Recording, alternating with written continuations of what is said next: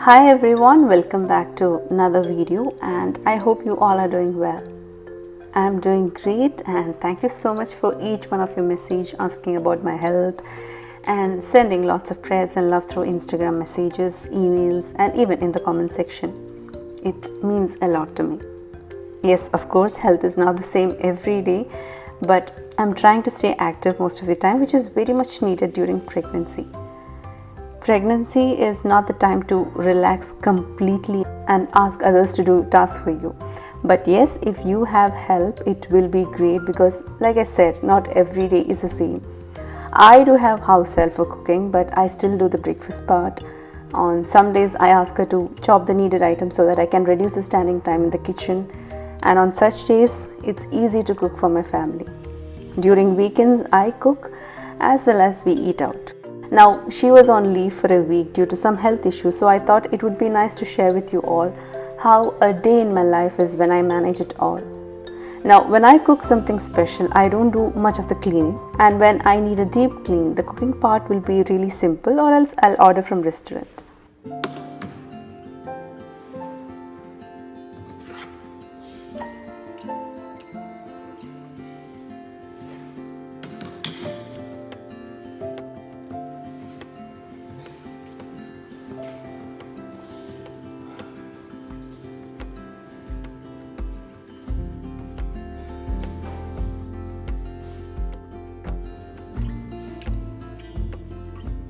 I still have to wake up at 5 and it should be sharp as when we move to this new apartment, kids' bus timing is 10 minutes earlier. So I can't delay my wake up time. And taking video in that hurry-burry is not practical at all. I was in a mood to prepare puris and potato stew. I normally don't cook puris because of the frying part, but occasionally it's fine.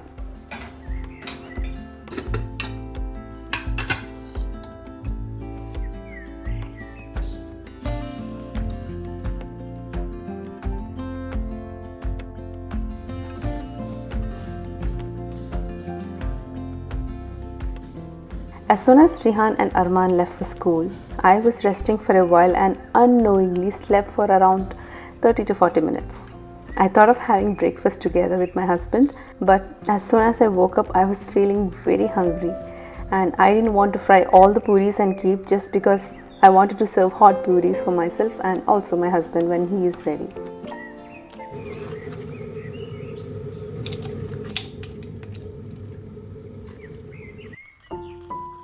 It's not that I can't manage if I have no house help. I used to manage all by myself until we left Riyadh to stay in Kerala for a year. It was then the first time someone came home to cook for us. When people used to hear this, they would say, I'll forget household work if I keep a house help. And I think that's utter nonsense. In spite, you will not just still know your housework, you will also be very productive and focus on what you love to do. I hired someone because I was busy elsewhere.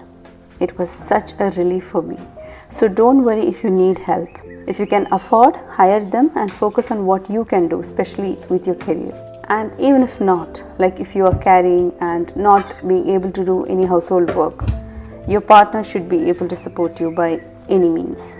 It's said that it's easy to forgive but hard to forget. And that is true during the pregnancy period. A pregnant mom will always remember how you treated her. If you treat her well, she will remember that for life. Whereas if you don't consider her health and be supportive, she will remember that pain her whole life.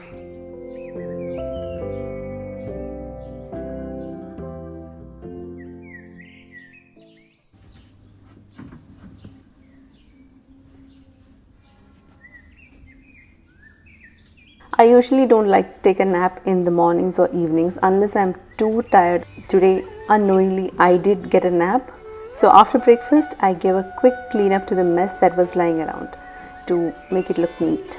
I have slowed down all the activities I could do faster. I'm in my third trimester now and the tiredness is more. And sometimes I get up and sit down in slow motion concerning the pain here and there. Having a life inside is, I'll say, a blessed, painful, beautiful journey.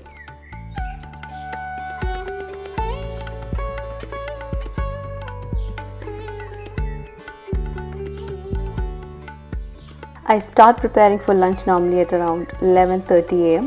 and do it in a relaxed mode rather than hurrying up. During this pregnancy, one of the food items I don't like to have is chicken unless it's deep fried.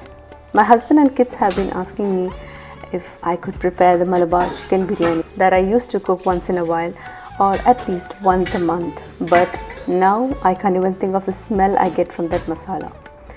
So today, instead of that, I prepared a different type, and I'm sorry I don't have a specific name for this biryani. It's just a chicken biryani, but it's flavorful. We got the chicken cut from store and asked to cut it in medium sizes.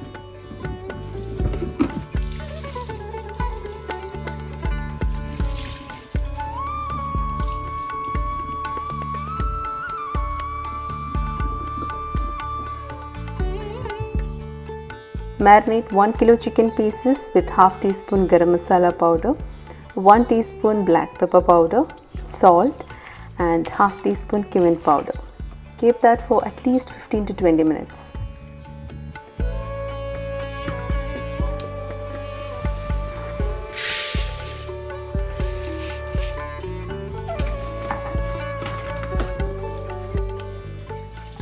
And that's basmati rice, again kept for soaking after washing.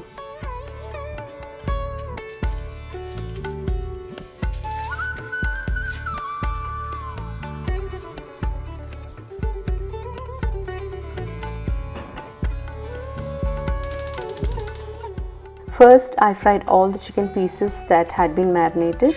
Heat some oil and deep fry the pieces.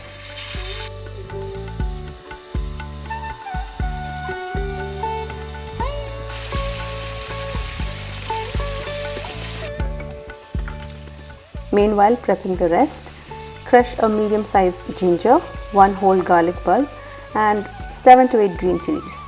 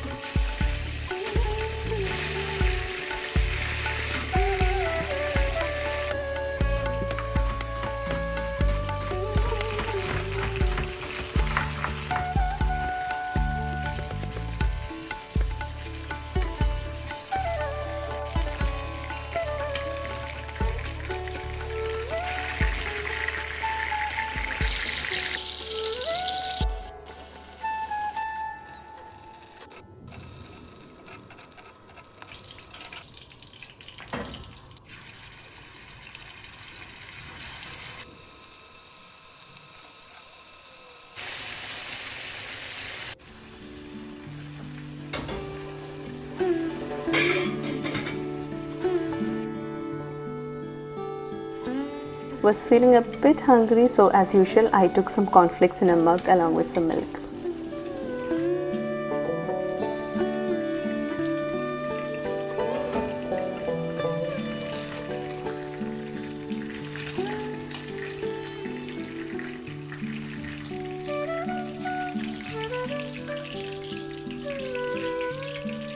There is enough oil in the pan and I don't need the hole for sauteing the ingredients. I removed some and I will need this oil later as well.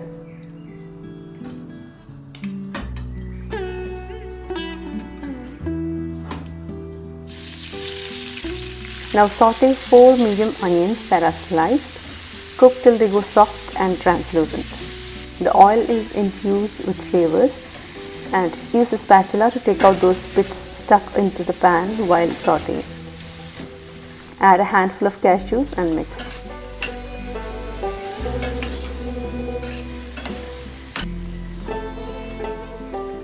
Here I am using potatoes, and do not skip this. The potatoes taste really good in this masala. I added it for me because if at all I don't want to have chicken, I can have the potatoes, but even my kids and husband enjoy the potatoes in this masala.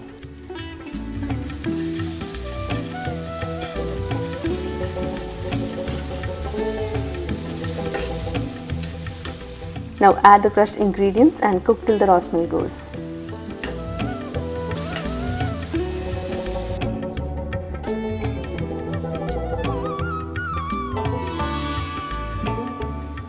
Later I mixed in a cup of hot water to make it easier to cook without catching at the bottom.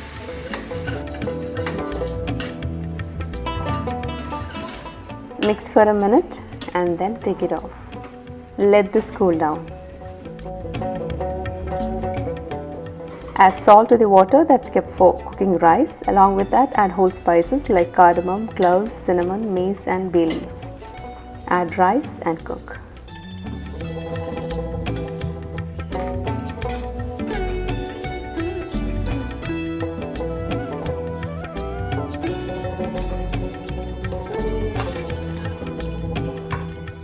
Now blend this to a smooth paste. If you have a jar with that tiny lid on top and if your mixture is still warm or hot, remove that lid and blend so that it doesn't spill, or else you'll have to wait till it completely cools down.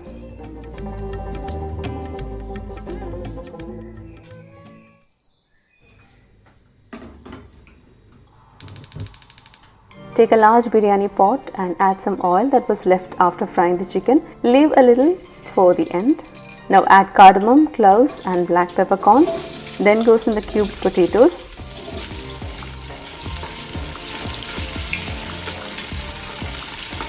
Now add in 3 medium tomatoes that's chopped. Let this cook for a few minutes.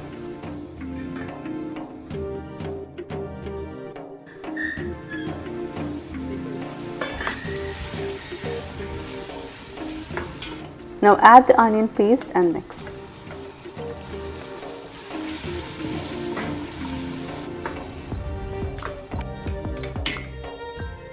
Adding some warm water into the jar and add that to the pot.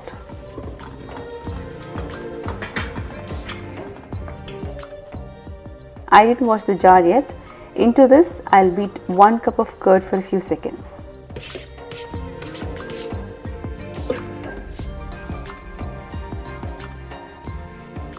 Add some salt.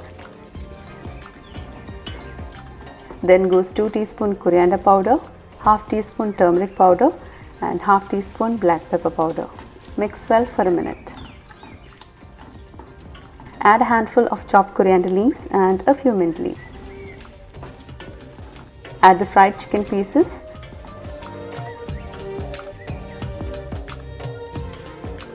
Then goes the curd.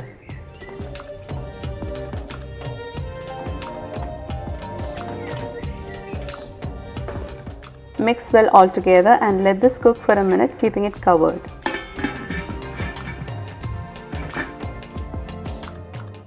Meanwhile, heat a heaped tablespoon of ghee and the remaining oil.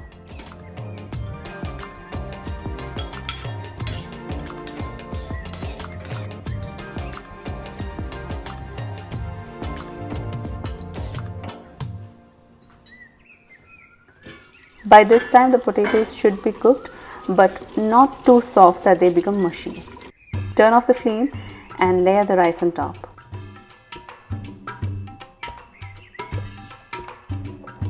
Make it in 2 parts. After the first part is layered, drizzle the oil ghee mix, sprinkling some mix of coriander and mint leaves,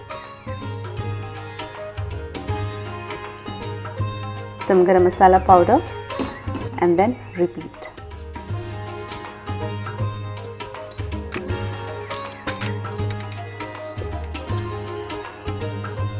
Cover and cook on high flame for just 30 seconds and then reduce the flame to very low and cook till the steam comes on top. You may place this on a tawa to avoid direct heat and burning.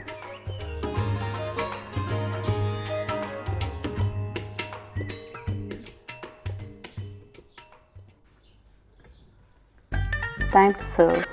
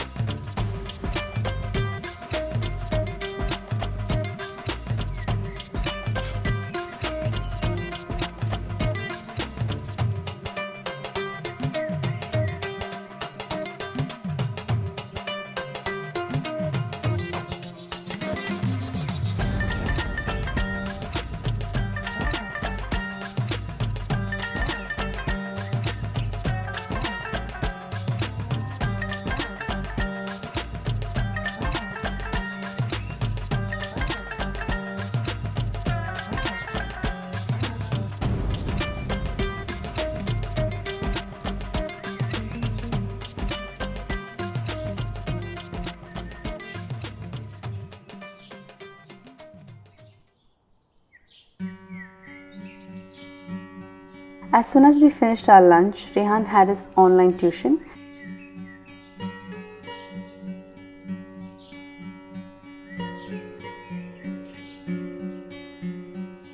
While Rehan was attending his tuition, I quickly cleaned up all the mess in the kitchen.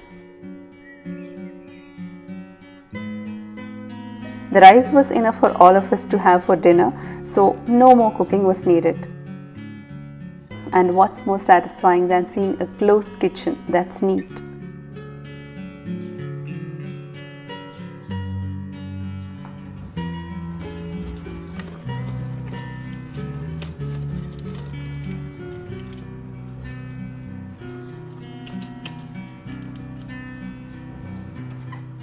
Hands, of course, after cleaning gets dry from the washing liquid, so I keep them moisturized with my hand cream. I used to apply Johnson's earlier but found these from Bath & Body which make my hand even more softer and moisturized.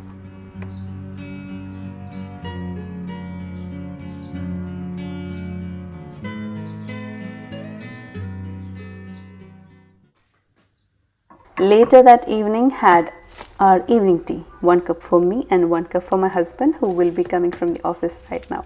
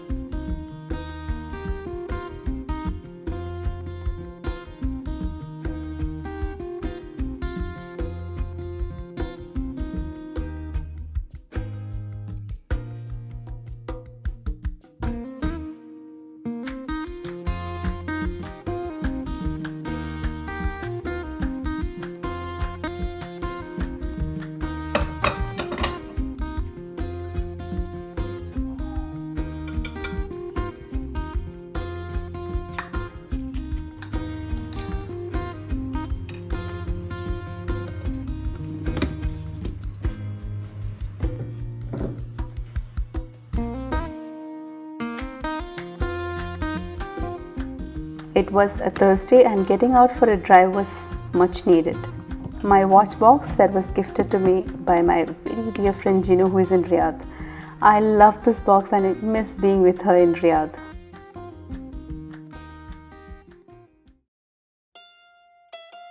Now if you're following me on Instagram, in my Instagram story you might have seen me visiting this shop here in Muscat, Uka Boka.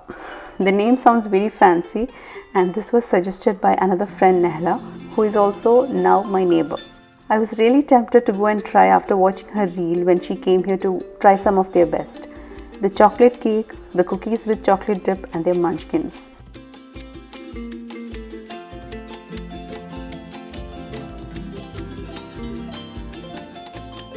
Later she told me that their brownie is another best one and also to try mango chili ice cream. Maybe next time we'll come and try those. Late night was in a crazy mood to do some craft. Had this olive oil bottle, so wrapped around jute thread to give a good look.